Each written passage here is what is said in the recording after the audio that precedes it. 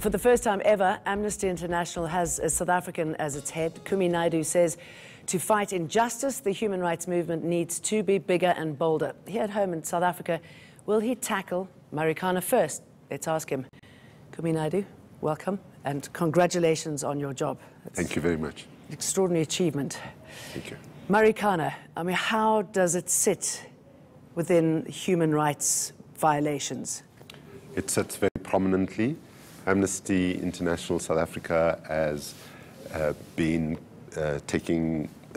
doing advocacy on it. It's been calling for, over the last couple of years, it's been calling for both accountability in terms of those that were responsible, but also for reparations. And we are deeply distressed that there's been no movement on either. I think that as a South African, if I can just say, not as the head of Amnesty necessarily, that this is a scar on the conscience of our transition to democracy, and that it is pathetic that our government has not been able to address the reparations question and to hold people accountable 6 years after one of the most horrific incidents to happen in post-apartheid South Africa. And why do you think it's such a scar on the country and our people? Well, firstly, we have seen so much of public money in the billions being stolen by powerful people in our government and powerful people who are connected to our government. We now hear that maybe 100 million rands is going to be put on the table.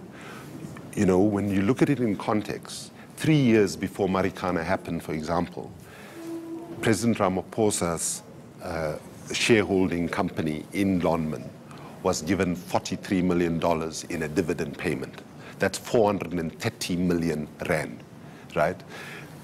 How can we believe our leaders when there's such an inconsistency between what they take for themselves and what they make available to the poorest of the poor in our country? So there's absolutely not been political will. I mean, President Ramaphosa has the ability to even compensate some of this money from his own money if he really had political will to do it. I've said that publicly already before joining Amnesty. But what I would say is that when our leaders steal at the extent at which they've stolen, they are stealing primarily from the poor. When we look at the VAT increases that have been implemented right now, which is impacting on poor people in a devastating way, right? The people at the top of the society, it's almost as if they don't even know that there's a VAT increase. But when it comes to fuel prices, food prices, and so on. Or care. Absolutely. It's a message we don't care. Yeah, and I think that if President Ramaphosa is serious about Tumamina, he needs to Tumamina his political will into sorting this out and doing it within the next 6 months. Because the action started because of the wages. They were unhappy with their wages. They were unhappy with their working conditions. I mean, surely from a human rights point of view as well, people should be paid so they can have food on their table when they're working, and they should work under good conditions. Absolutely, and they should be able to live under decent conditions, the conditions under which people live in Marikana, even up to today. You know, if I was a shareholder in a company and I was a business person who claimed that I cared about society, when they're giving me shareholding, I would have said, well, you've made a commitment based on social and labor plans, and basically Lonmin is in total violation of the legislation that's in place about the responsibility to put in place certain social and labor plans. I would have said, no, don't give me $43 million. Maybe take the big chunk of that and build decent accommodation. People live in terrible conditions where there's a lack of water, lack of sanitation, there's health issues and so on. And clearly this is not good enough. This is not the leadership that thousands and thousands of our people gave their lives in the liberation struggle for. And I think the ANC now must move beyond the rhetoric of how much we care about the working class and actually, Marikana is a test. And if within the next 6 months, if we don't see real progress in terms of reparations and accountability, then I think a lot of people will begin to lose what little faith they might have in President Ramaphosa's leadership. Now, I don't know if you heard this, but I want to play it again because it's very powerful. The widow of a Lonmin security guard who was killed in the run-up to the Marikana massacre says that they've been neglected.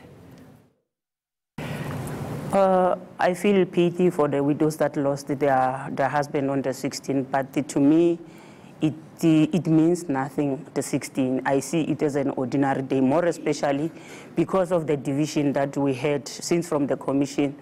The stakeholders, they didn't take care of us. They ignore us. It's like we didn't exist. So if maybe from the word go, government or the mine or the unions take care of us collectively and they join us as the widows of Marikana, then it was going to be okay. But for now, we are being ignored. Nobody's taking responsibility of our loved ones. Miners are not taking the responsibility that they kill our loved ones.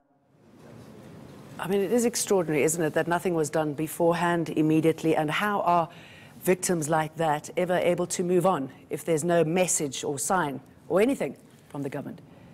This is a culture of impunity that has been established, that powerful people can get away with literally murder, powerful people can get away with massive corruption, powerful people can get away with sexist behavior and so on, and the poor and the powerless actually are the ones who are on the receiving end of the absence of action. So when we're talking about human rights, we're talking about people should have the freedom of association, assembly, and expression, which Marikana showed that people didn't necessarily have.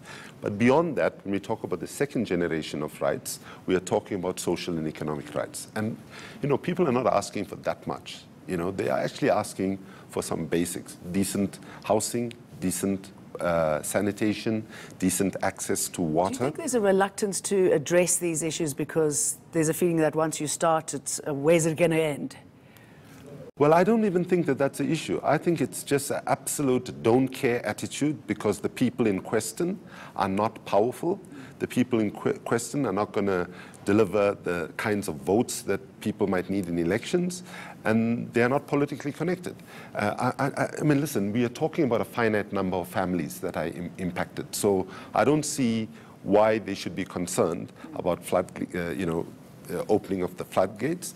It's quite easily tackled. It's easily tackled, and the scale of money that is being talked about for serious reparations is, I mean, you take 100 million rand. I mean, 100 million rand, which is the figure that we put on the table now, and we're not even sure exactly the status of that money is, you know, I mean, that's like a drop in a bucket of water that, when we look at the scale of looting and theft that has happened under this government that people like myself gave our lives for, to actually ensure that we have a kind of government that acts in the interests of the people. Okay, in your new role now, what sort of a conversation will you have with Cyril Ramaphosa? What sort of conversations will you have with unions, these people who affect the lives of millions? Well, I think the sad reality is, as our sister just mentioned so powerfully and eloquently, is that the divisions that we had within the workers in terms of the different unions actually obviously complicates matters. I would hope that it might be in the aftermath 6 years later that the different unions might be able to come together and take a long-term view on what has happened and try to heal the divisions that exist so that all the workers, irrespective on which side they might have been on, can be properly compensated. The sister that just spoke, of course she should be one of the beneficiaries in terms of any compensation package, as well as people that were killed, shot in the backs in some cases. So that's the first thing. The second thing is we need to also say to government that 6 years is a very long time to have kept people waiting. And if there is political will right now, please move as fast as possible. And we want to reiterate as Amnesty, this is not only about reparations. The reality is there has not been a single prosecution that has led to conviction of this atrocity that's happened. So I think what we expect from President... Sort of actions speak louder than words. Yeah, and I think President Ramaphosa must understand, and the ANC must understand there's two issues in play here. It's not just reparations where the government has been pathetic, but we still need accountability. We will never have closure until the families that lost loved ones can know why it happened, who was responsible, and to ensure that there is some proper, fair legal process where there is justice. And what's a role here for human rights groups like yours? I mean, should they change the way they approach issues like these? You talk about inclusivity. I mean, what does that involve? Where's the role of young people now? Yeah, no. So the three words that I've used coming into this job for the human rights movement as a whole, and Amnesty being a key part of it, is bigger, bolder, and more inclusive. When we say more inclusive, it means that the human rights movement must actually change its definition almost, because it's not a question of simply saying that the human rights movement is Amnesty, right? Amnesty International or any other dedicated, because trade unions are part of the human rights movement, because labor rights are human rights, and we need to work in closer partnership. We have to challenge our religious leaders, because our religious leaders take many positions which are positive on human rights. Whether it is on violence against women, they speak up now more. They still need to speak out more on it. But our religious leaders also need to see themselves as part of the human rights movement. And I would say the same for progressive business leaders as well, that we should not define the human rights movement only in terms of people who 24/7 work for human rights, but people who are in different parts of society. But do you think there is human rights abuse fatigue in the world? I mean, you see it everywhere. I mean, look at how the Rohingyas are treated, and you see it in so many different countries. Do you think that people just can't deal with it and possibly don't put the sort of pressure on leaders that they should? I think the sad reality is that the moment of history that we're in, we have seen an explosion of human rights violations and setbacks on many, many areas. And the irony is, in December is going to be the 70th anniversary of the Universal Declaration of Human Rights. And to be honest, one would have hoped we would have had much, much more to celebrate. So what we are seeing right now is, on the positive side, young people, the women's movement, indigenous people's movements, and so on, are arriving at a moment where they're saying enough is enough and no more. We have to take stronger action, bolder action, go back to what history teaches us. And our own history here in South Africa teaches us that peaceful civil disobedience is a very powerful way to get our leaders to take notice and act. The sad reality is that the countries that supposedly were the advocates of human rights and promoters of human rights are some of the countries where we've seen the greatest setbacks. Okay, well, let's talk about someone like Donald Trump. Exactly, I knew you were about to say that. So Donald Trump, firstly, as you were saying, I mean, people are becoming more aware, so there is this lovely movement, but then you have someone like Donald Trump who just stops it in its tracks.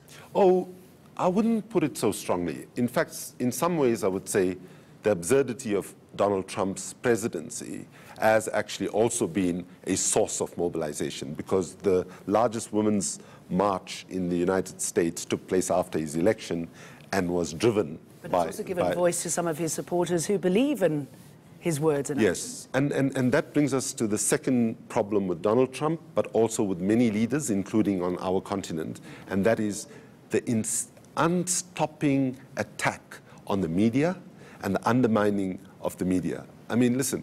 That's frightening. All of us who are public figures will every now and then get the media say something that you don't like, that you disagree with, and sometimes you might even legitimately have a disagreement, because people in the media are human beings, they get things wrong. But to do what Donald Trump is doing, which is a blanket attack on the media, making them the problem and so on, is exactly what fascists do. If you go and look at history, it's divide the people based on identity, denigrate the media, and so on. So I am hoping that even though Donald Trump, on balance, has been negative, of course, that the only positive thing that can come out of it is people realize that, in fact, we cannot allow the slide to such backward thinking to get the prominence. And let's be very clear, the separation of immigrant families at the border was one of the most atrocious things that any government could do. And to have a government like the United States that claims to be a promoter of democracy to be the government that does it is criminal. If Donald Trump was an African leader, he'll probably be heading towards the International Criminal Court now for this violation. That's another whole conversation. I'm sure we're going to get you back, and look forward to seeing what you do to get answers for the Marikana question. Thank you. Naidoo, thank you very much for coming in. Thank you. Minds in the community surrounding them, the hurdles they face, and how to better help them. We explain that next in Examiner 2. This is Tonight with Jane Dutton.